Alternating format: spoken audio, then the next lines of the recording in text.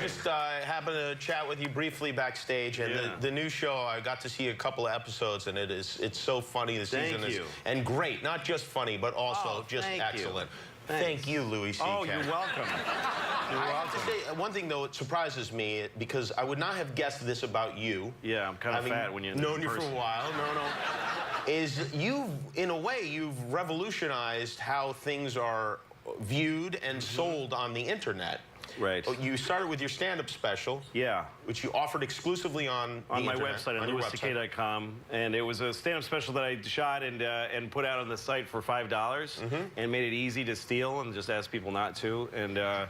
And we made $1 million in like 10 days. It worked. Yeah, it really worked. It is remarkable. It was weird. I don't think that would work for everyone. No, maybe not. I think if I asked people not to steal, they'd come and take everything out of my house. Yeah. But for you, people decided not to steal. It sits there and it just sells, and people enjoy it, and it's cheap. It's $5. It's like if you steal something worth $5, you're a real. You know? And I also made it very easy. People don't have to get emails. There's no company that there's nothing to join. There's no mailing list. They don't sign you up. Unless you want it. You have to really want it. Now, what you've done with your concert tour is interesting, too, because the tickets can only be purchased on your website. Yeah, we did exactly the same thing. I'm going on tour starting in October all over the country and in theaters, but you can only buy tickets on my website. So it's the same. They're cheaper, and all those crazy ticket charges, they're just gone. We got rid of those. And maybe even the best thing about it, I think, is that people can't really scalp the tickets. You don't have to go through ticket brokers because you have to be the person. If you buy the tickets, they check and make sure you're the guy. You got to actually call me at my house and say, I sold it to this dude. And we have a clause that's not in the terms and conditions thing that nobody reads. It's right over the buy button. It says, if you sell this for more than the price, then you will turn it off. We'll kill this ticket. Right. We'll give you your money back, but we'll cancel the ticket. So, and there's some sites where we'll be able to do that. I've got guys doing it. We've got like a little thing of these cops that are it's really fascinating and weird, but it won't work 100% of the time. But if you buy a ticket from somebody for more than $45, which is what all our tickets are, it might die before you get to the show. Yeah. It's a risk. When you get to the venue, they'll just go, that's no good. This ticket is no good, and you're screwed out of your money. That's right. See, I would not imagine you being so tech savvy. Are you into technology and that sort of thing? Some of it is too much, you know. Like I don't have an iPhone. I had an iPhone, and it's just so absorbing. It's just like having a pencil that can, you know, it's just too, I just want to write something down. I don't want a whole panoramic experience. And I think people are a little naive about it, what they're giving away, because like people are so excited to have geotags. There's a company that always knows where you are. Like, what are you, nuts? Yeah. And there's a new thing, the cloud. They want you to go to the cloud. And they're selling it as a great idea. You don't need your stuff. Just give it to us, and we'll keep it on the cloud. It's fine. You don't have to. And you're like, really? But those are my pictures and we'll keep it on the cloud. You pay a little rent to have it up on the cloud. And the way they're going to talk you into this is that you get to have a smaller device, because you don't need to keep the stuff on it. You understand? That's why, okay, like this, somebody gave me this iPhone. This is what an iPhone is right now, okay? Now, it's gonna, when they tell you you want to keep it on the cloud, they're gonna say, this is the iPhone now. The next iPhone is just gonna be this. It's just gonna be this, and it's just gonna be this thing, because you need this to store all your movies and stuff on. But you're just gonna have this, and you just rub and go, ooh, I want to see Tom Cruise, and Tom Cruise will be all around your face. And then you want to see, you know, Selma Hayek, and then you take it and you that's how it's gonna work. I'll give you $10,000 for that thing right now. Wow. All right. So that's how it's you're gonna work. reminding me a little bit of the Unabomber, but I think that's okay. I think that's all right. I won't touch that. It's Have you been enjoying your success? Because you're a guy that every comedian loved for a long time, but most people didn't know about you, and now a lot of people know about you. Yeah. And in my imagination, that doesn't work for you. I don't know. Is it a good thing? Well, it's weird. I'm at odds with it. I don't like when I'm kind of famous, and it makes me uncomfortable because I'm just a guy, and so sometimes people come up to me in the street and they say stuff, and that's kind of nice, you know. Sometimes I'm with my kids and they do it, and they just don't give a about my kid. They just step between me and my child. and say, hey, dude, I want a picture, you know, or whatever. Yeah. People don't care about children. People don't respect children. If I'm with a lot of times I'll be with my daughter and she'll be crying. A lot of times she's crying. So she'll be crying because I'm a bad father. But so this happens to me a lot. My daughter's crying and some lady sticks her face in my kid's face and goes, why are you crying? Great.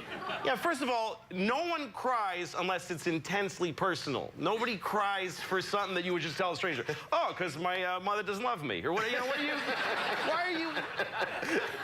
And why ever she's crying, you are definitely not the solution with your big, red, meaty, gonna die soon Strange face. Yeah. Yes. So, but you did, you've gotten maybe the greatest validation you could get as a comic and an actor, which is, and not the Emmy nomination was I'm not great. sure what you're talking about. You're probably, but it's being asked to be in a Woody Allen movie. That's right, yeah. Right? I mean, that's as good as it gets. Yeah, that was really nice, yeah. And how did that work exactly? Well, I grew up loving Woody Allen. I just, he's the greatest to me, and he's a real, you know, he's just a beacon artistically. You can see that love in your show, I think, certainly. Yeah. And so I found out that he was interested in me being in a movie, but he wanted me to read for it. He wanted me to audition, but he wanted to meet me in audition. So I went to see him in his office, and I mean, my heart was pounding. It was really difficult. Yeah. And he was very nice, and he said, I know you can act, but I just want to see you try this part because it's a really tough guy, like tougher than you in person. So I tried to be this kind of tough guy, but my heart was beating. Like I was really nervous. Well, it's probably good. Well, tough guys don't get nervous. Yeah, but if your heart stops beating, you die. That's right. That's right. That's a good point. So you got to be grateful. So you obviously you did well, right? I know, I tanked it. You I didn't did? make it. You I didn't really? get the part. And well, so he said, here's another part, way smaller. And I'm happy with the little part. Wow. I'm so happy with the little part because the other one made me nervous. It's a really tough guy. So then I find out that they gave that part to Andrew Dice Clay. He's true. He's true. Dice is playing. First of all, the fact that I auditioned for a part that Dice got is really You two bizarre. are interchangeable. Oh, Yeah. totally. But so Dice got the part, and I know him. And you do know him? Yeah. Okay. So he called me to both of us say, hey, we're in this movie, and he told me his story of him meeting Woody. And it was the greatest pleasure for me because he did himself and Woody. Like he did his own character, and then he did a beautiful Woody Allen impression. Really? Yeah, so he's like, talking to Woody, and I got these sideburns, you know, big sideburns. And Woody says, would you mind shaving the sideburns? Is that much of a problem? And I'm like, Woody, I'll do anything for you with what I got. Oh, and he says, my retina's bothering me. And yeah, my retina's too. Hey, yeah. Louis C.K. is with us. We're going to take a break. We'll be right back. More Louis.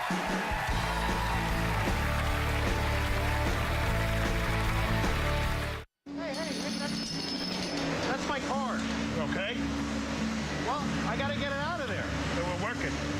Well, you didn't say you guys were going to be doing all that. Well, you shouldn't have parked there. What the hell are you guys doing anyway? I don't know.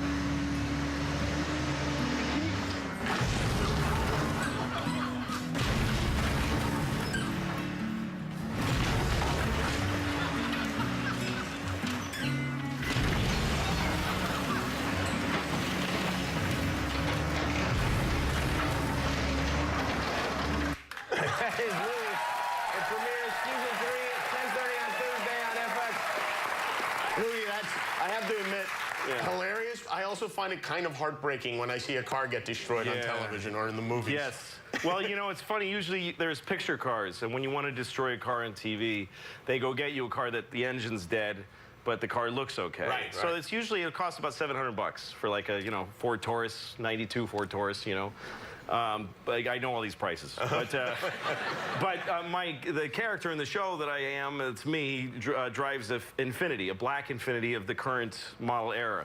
So when you want something specific, you got to just get the car. So we just bought an You Infiniti. bought an Infiniti. Yeah, that laugh was $11,000. You got to get that shot right. Yeah, exactly. We had one take, too. It's funny that you had to have an Infiniti, and yet on your show, like, we'll look back and, like, your neighbors are different people. Yeah. And And the cast, you'll That's change right. a cast member randomly. I've had 2 different moms on the show. I have. 3 different sister characters that have come and gone, and a brother who has only been on 1 season. He's gone. In the second episode, but it's not like I kill the characters. It's like they never existed. they I just just stop using them. suddenly are different people. In the That's second right. episode, your ex-wife Yeah, first time I've had an ex-wife. is African American, Yes.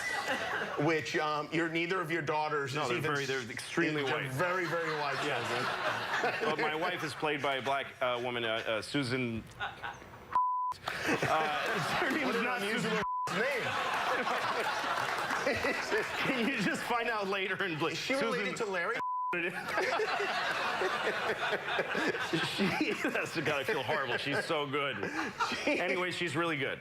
And so she was good enough to play the person, and I didn't care. And as far as her being black, the only thing that, she's very different from my ex-wife in real life. My ex-wife and I have a great relationship. I feel lucky that I'm raising kids with her. I really do. But this woman is harsher on the show, and she's puts a lot of pressure on me. Like, she's a professional, and she wants me to kind of step up. So there's a scene later in the season where she's trying to get me to get a real job. And when a black woman tells you to get a job, it's just more. it's just get a job. Like, it just hurts more. It's just, so that's why. You listen Exactly. closely. So she's just bringing a different palette of ideas and, language that I wouldn't have. You're very flexible when it comes to humans. If the character works for the show, Not then so much I don't with care cars. about the racial, but it's got to be a Black Infinity. It's got to be a Black Infinity. That's Your concert tour, and tell me if this is correct, you guys sold 80,000 tickets in 1 day online. That's right. Wow. Are there any tickets left? Yeah, there's very few.